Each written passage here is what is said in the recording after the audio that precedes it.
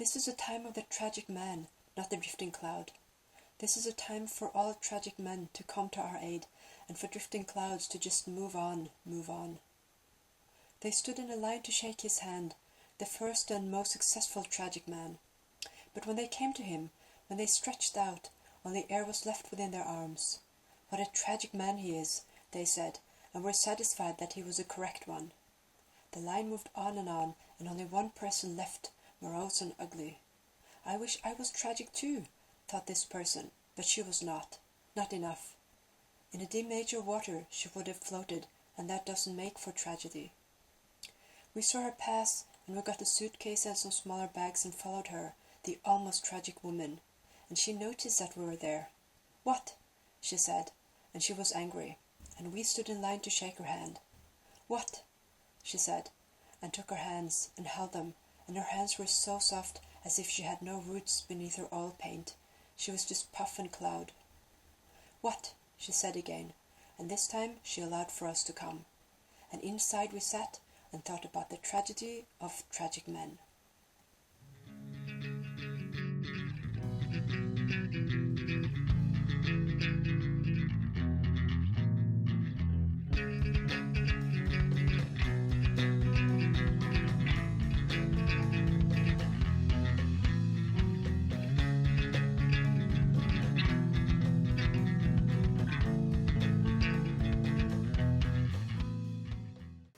For this story you must believe that the mind is imprisoned inside the body, that the body is separate from the rest of the world, and that the mind's thoughts make up a whole personality.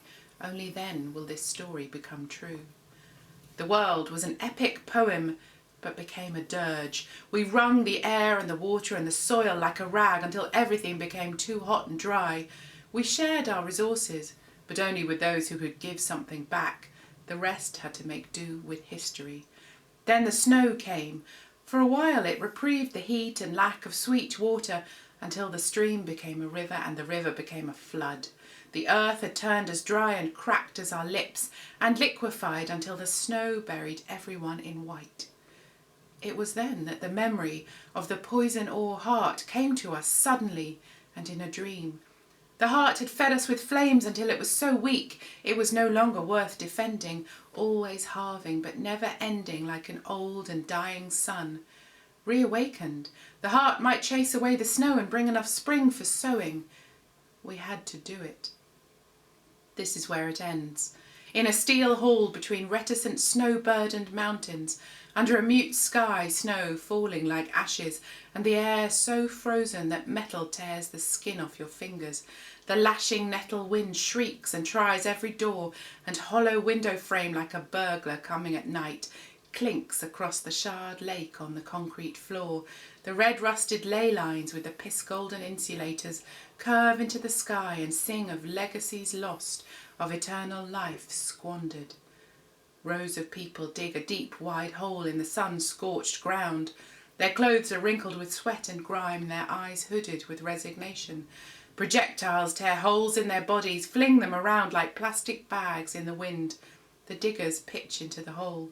Behind them, another group of diggers step up to the ragged lip, shovel over the first group, before they too dance like marionettes with cut strings.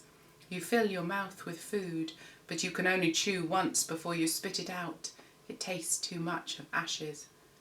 The heart starts with a shudder and a spark like the first flame, loops in tight heating circles, Ouroboros devouring itself with joy. The heart swells to fire and claws at the sky. The world explodes in heat and pain like a cry of war or murder, but you run to it instead of away from it because there is nowhere else to go.